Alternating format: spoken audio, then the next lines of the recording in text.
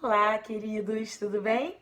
Bom, agora a gente está aqui na nossa terceira fase, terceiro vídeo da aula 3, e nós estamos estudando as constituições passadas, as constituições brasileiras passadas, né?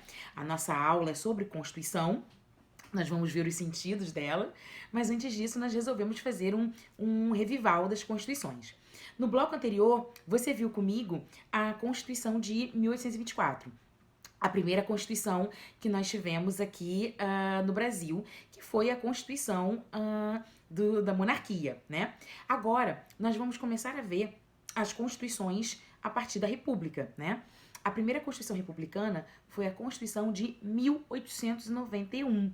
E a Constituição de 1891, ela é importante porque ela foi elaborada principalmente pelo Rui Barbosa, e o objetivo da Constituição de 1891 foi inaugurar a República, claro, nessa ideia republicana, ainda numa concentração de poder, né, nas mãos daquele que detinha uma influência, né, uma influência econômica no Brasil. Mas o Rui Barbosa, ele se inspirou no constitucionalismo americano para escrever a Constituição de 1891. E por que ele se inspirou no constitucionalismo americano para escrever essa nossa Constituição republicana, a primeira? Porque ele analisou, né, a inteligência dele, o entusiasta, o grande estudioso que ele foi, ele analisou que os americanos já tinham um caso de sucesso em termos de direito constitucional. E é verdade. Os americanos sempre tiveram, né, na sua Constituição primeira e única, desde 1787, a ideia de constitucionalismo.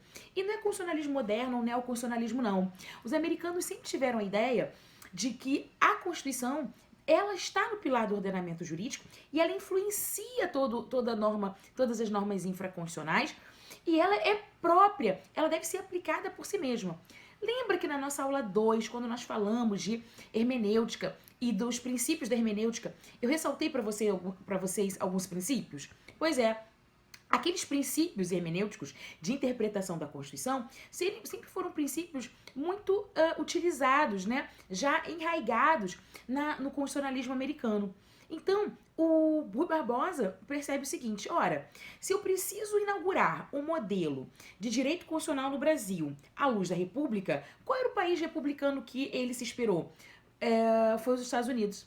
Então, a Constituição de 1891, ela vai trazer alguns pontos em comuns, né, com o direito americano. Claro que ela não vai ser parecida com a Constituição americana, até mesmo porque a Constituição americana é uma Constituição extremamente enxuta, né? É uma Constituição ali sintética. A nossa Constituição não tem essa natureza. É uma Constituição analítica, é uma Constituição que, de fato, tenta abarcar todos os direitos daquela sociedade. Sempre foi assim. Porque para nós era necessário que estivesse escrito para que nós pudéssemos informar. Olha, tá aqui, tá escrito. Lembra? Nós estamos no civil law e não no common law. Não é verdade? Então, como nós estamos no civil law e a lei é a fonte do direito, então era necessário que eu tivesse sempre tenha uma Constituição extremamente analítica, né? Dirigente. Então, vamos analisar de fato. Peguei alguns cotes, alguns pontos da Constituição de 1891 que são importantes, a gente sempre tem em mente. O primeiro deles, inaugura o federalismo, né? E é um federalismo dual. Se vocês perguntarem assim, poxa, o que é o federalismo dual, né? O federalismo dual é aquele na qual primeiro eu penso que é federalismo. Federalismo nada mais é que uma técnica de divisão de poder. Na verdade, é uma repartição de competências, né? As competências são repartidas, elas não ficam concentradas num único ente.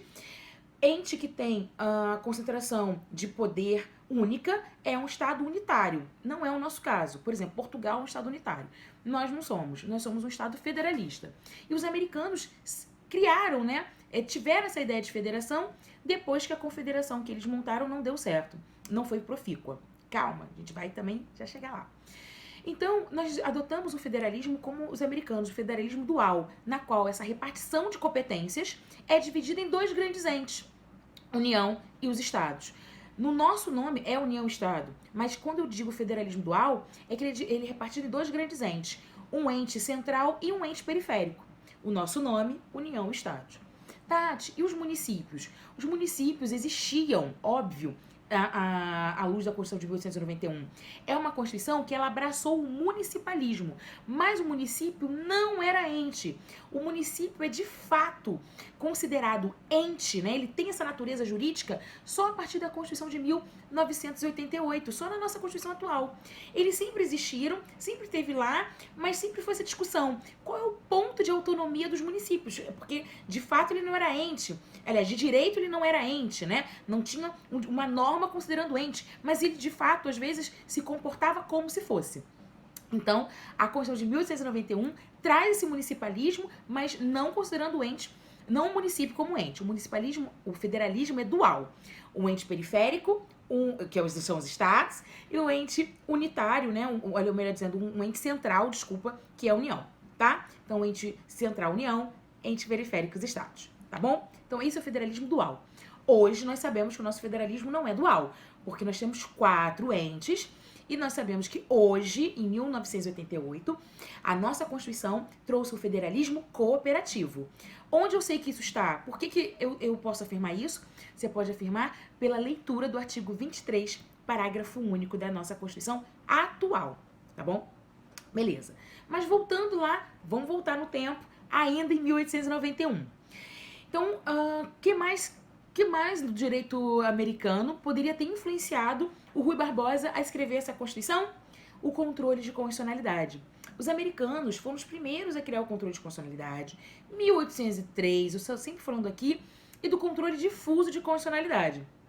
Então, Rui Barbosa, ele insere na Constituição de 1891 a possibilidade de qualquer juiz realizar esse controle difuso, né? Que é a ideia do controle difuso de constitucionalidade, criado pelos americanos, tá? Lembra-se o seguinte, o STF, ele não foi criado com a Constituição de 1891, não. O STF, ele havia sido criado um ano antes. Nós tivemos um decreto, em 1890, que cria o STF, né? Cria essa Corte Suprema. Nos Estados Unidos a gente chama de SCOTUS, né? É a Corte Suprema Americana, é a SCOTUS. Até hoje a gente chama de SCOTUS.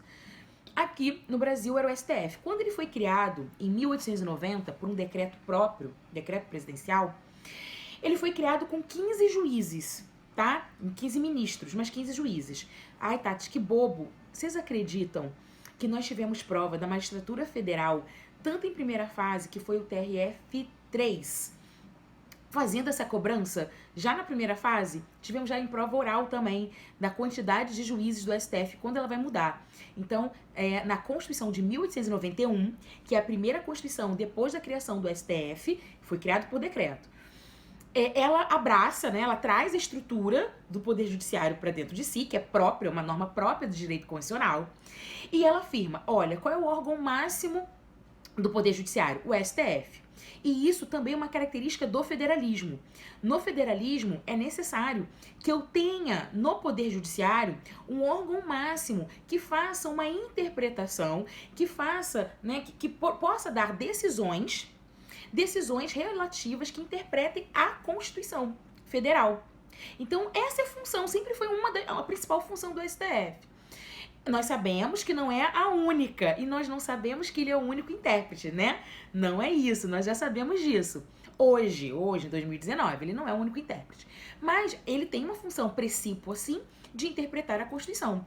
Tanto é que qualquer ação originária ou recurso, né, a ser decidido pelo STF, tem que ter, na verdade, um cunho constitucional. Tem que ter, na verdade, o questionamento constitucional, a interpretação constitucional. Então, muito que bem. Então, o que a Constituição faz de 1891? Ela abraça o STF com 15 ministros e traz a possibilidade do controle difuso de constitucionalidade, que vai ser exercido pelo STF também, mas por qualquer juiz. Né? A possibilidade de se rever os atos do Legislativo e do Executivo. Então, o primeiro controle que nós tivemos no Brasil foi o controle difuso de constitucionalidade na Constituição de 1891. O que mais que essa Constituição trouxe? Anota aí. Eu botei aqui para você liberalismo republicano moderado. Essa ideia de liberalismo republicano e moderado é justamente a ideia americana. na qual é um Estado liberal, e até hoje é assim, né? Na qual você entrega ao particular o máximo que ele consegue para gerir da sua liberalidade, tanto política como econômica, como social, de fato.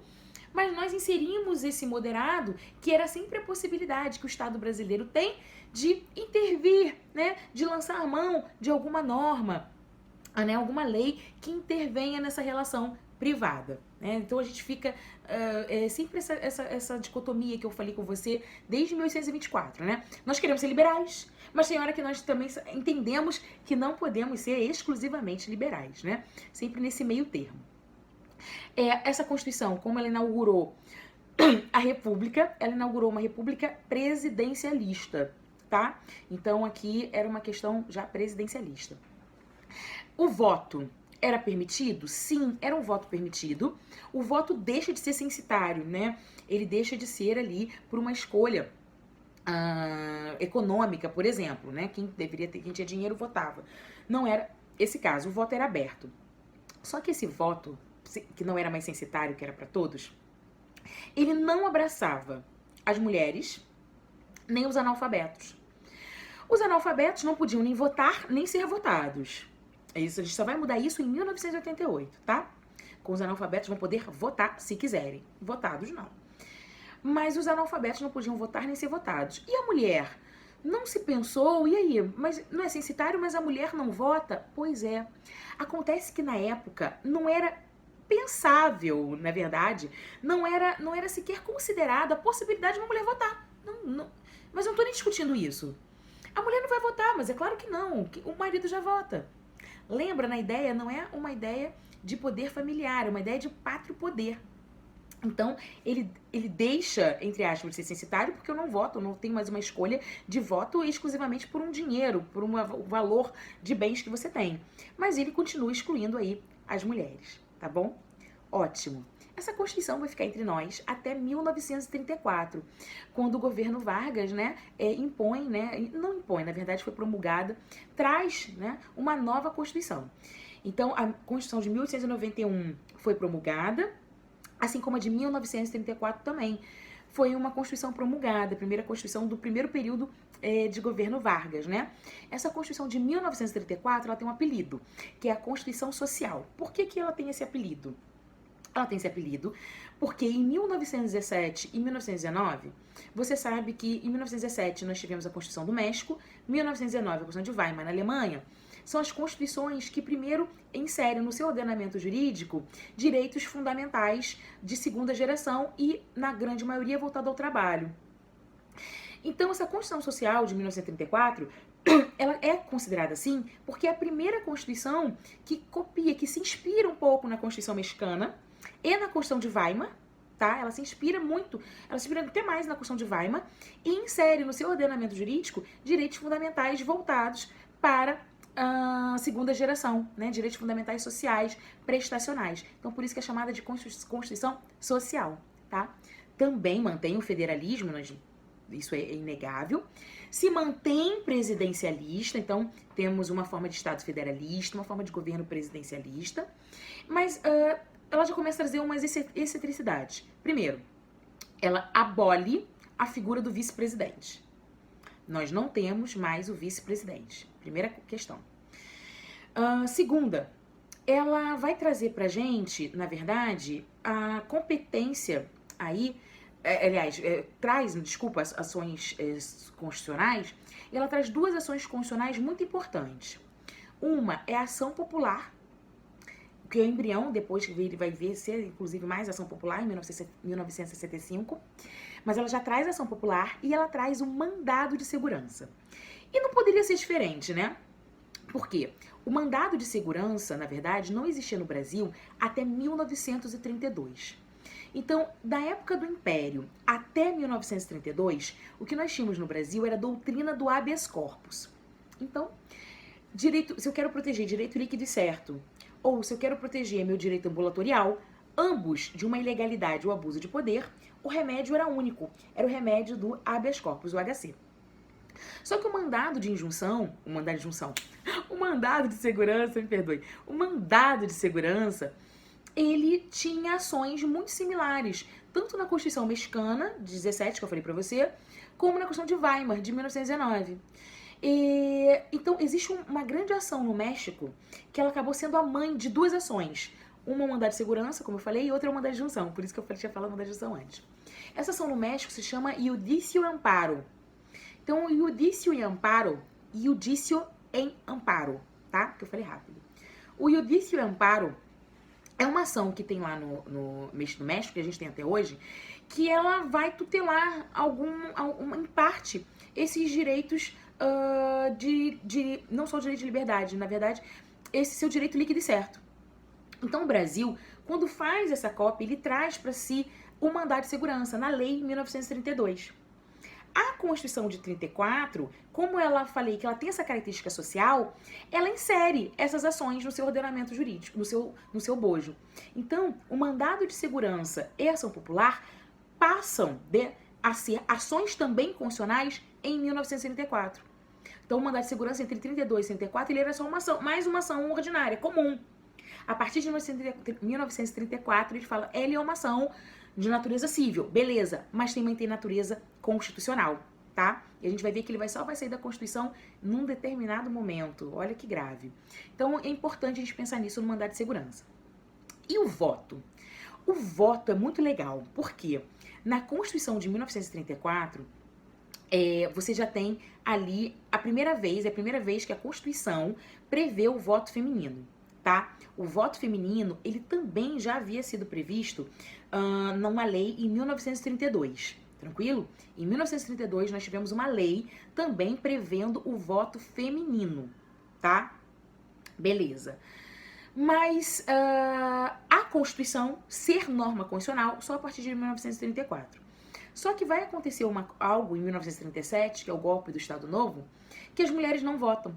As mulheres só vão conseguir votar constitucionalmente em 1946.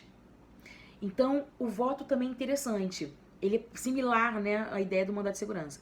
Ele é previsto numa lei de 32, inserido na Constituição de 34, pela primeira vez previsto, mas só de fato, né, concretizado na Constituição de 46, tá? O que mais que nós temos de interessante na Constituição de 34? Bom, a Constituição de 34, ela trouxe 3 institutos pra gente relacionados ao controle de constitucionalidade. O primeiro é uma ação chamada ADI interventiva, ação direta de inconstitucionalidade interventiva, lá na Constituição de 34. Que ação era essa? Essa ação era do controle concentrado de constitucionalidade? Não, porque nós não tínhamos ainda no Brasil. Essa ação era do controle difuso de constitucionalidade? Era. Era do controle difuso de constitucionalidade. Mas como é que era essa ação? Ela era um controle do caso concreto, como é o controle difuso? Não. Não era.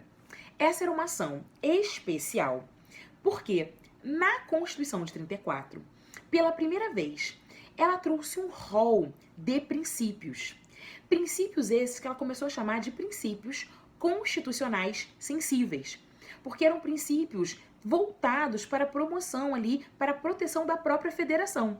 Você já ouviu falar essa expressão, né? Princípios constitucionais sensíveis. Então, o que a Constituição previu? Toda vez que um desses princípios constitucionais sensíveis fossem maculados, fossem feridos, o Procurador-Geral da República, né, poderia ingressar com essa ação direta, né, ADI, ação direta de uma inconstitucionalidade interventiva, poderia ser, na verdade, eles não chamavam de inconstitucionalidade, eles a chamavam ação direta de intervenção, tá? Quando a gente olha os anais da história, ação direta de intervenção. O procurador poderia entrar com essa ação direta de intervenção perante o STF, pedindo assim, olha, aquele Estado não está cumprindo o Pacto Federativo, ele está ferindo um princípio constitucional sensível. Então, eu vou entrar com essa ação aqui para que haja uma intervenção. Na verdade, não era só a intervenção, né? Para que a União venha e corrija essa falta, essa omissão do Estado. Então, isso já é, na verdade, e depois a gente vai reler essa ideia atual, na verdade, foi já um mecanismo colocado pelos detentores do poder para que houvesse uma possibilidade da União intervir na autonomia dos estados, sobre a pecha de que eles não estavam cumprindo um princípio constitucional sensível, tá? Mas nós já temos aí a lei interventiva, ela se origina de 1934, dessa Constituição. Ela não é propriamente o controle concentrado de constitucionalidade, mas ela é um embrião do controle concentrado de constitucionalidade, sem dúvida, ela é um embrião. Ela só poderia ser proposta pelo Procurador-Geral da República perante o STF, tá? E ela tinha um objetivo muito claro. O Estado não estava cumprindo uma cláusula que se chama princípio constitucional sensível. E isso macularia o Pacto Federativo, a União teria que intervir, né, fazer uma intervenção para fazer com que ele cumprisse aquela cláusula. Tudo bem? Então esse é o primeiro ponto que eu queria falar para você sobre o controle de constitucionalidade na Constituição de 34. Segundo, a Constituição de 34 manteve o controle difuso de constitucionalidade, né? Ótimo. Mas só que nós percebemos o seguinte, vem cá, o juiz sozinho faz controle difuso de constitucionalidade. E quando esse controle difuso de constitucionalidade é enviado para o tribunal, será que o tribunal também, o desembargador, ele de forma monocrática, né, ou só a turma, vai rever, vai manter essa decisão? Não. Aí eles criaram a cláusula de reserva do plenário. Olha aí, o atual artigo 97 da Constituição não é originário de 88, não. Ele nasceu em 1934, na qual o Constituinte pugnou que era necessário a maioria do tribunal, e revendo aquela decisão em controle difuso de constitucionalidade, se a norma seria ou não inconstitucional. Então, por isso que tem lá no artigo 97, somente a maioria do órgão especial ou do plenário pode julgar uma inconstitucionalidade, quando for em âmbito de segundo grau, ou originariamente, né, ou como a gente releu, ele já foi relido hoje, como nós relemos hoje o artigo 97 da Constituição, tá? Então, a cláusula de reserva do plenário, né, ou chamada de full bank, né, ou full court, foi criada em 1934, é a origem também dela. E em 1934, por fim, nós temos a origem de um outro instituto, também relacionado ao controle de constitucionalidade. Falei para você que eram 3. Esse terceiro instituto era o seguinte, eles perceberam, olha só, em 1891, nós inserimos aqui o controle difuso de constitucionalidade. Mas olha só, esse controle difuso de constitucionalidade, ele é originário de um país que seja common law. Ainda que não um common law só pautado nos costumes e na jurisprudência. Um common law com lei, como são os americanos. Mas ele tem uma ideia, ele é originário de um país common law, na qual a decisão das cotus, da Suprema Corte Americana, vincula a todos. Nós não temos essa decisão vinculante no Brasil, não tinha. A decisão do STF não tem esse efeito vinculante. Então, como fazer?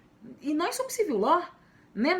Como assim a decisão do STF era dar poder demais ao STF? Como a decisão do STF vai fazer essa vinculação? Não tem importância. Vamos criar uma cláusula, essa cláusula era a cláusula 91, salvo engano, da Constituição de 1974. Vamos criar uma cláusula afirmando o seguinte: caso o STF decida que uma norma é inconstitucional, e ele só vai decidir isso em qual tipo de sistema? Difuso, porque era o único que existia. Caso o STF decida que essa norma é inconstitucional, ele vai comunicar ao Senado. E o Senado, se quiser, suspenderá essa norma no todo ou em parte, né? Fará a suspensão dessa norma. Então, o que eu já tenho aí? Hoje é chamado de artigo 5210. Na Constituição de 34, salvo engano, artigo 91 ou 97. 91, lembrei. É o artigo 91 da Constituição de 34. Então, a cláusula da possibilidade de suspensão da lei declarada inconstitucional pelo STF, pelo Senado Federal, né, essa possibilidade do Senado Federal fazer essa suspensão, ela existe desde 1934, tá? E você já viu, a gente já fez essa questão na aula 2, a gente vai voltar depois no controle de constitucionalidade, que quando a mutação foi necessária, porque nós reinterpretamos a cláusula para os dias de hoje, para os dias atuais. Tudo bem? Volto no próximo bloco, já com a Constituição de 37 as seguintes. Te aguardo, queridos. Beijo!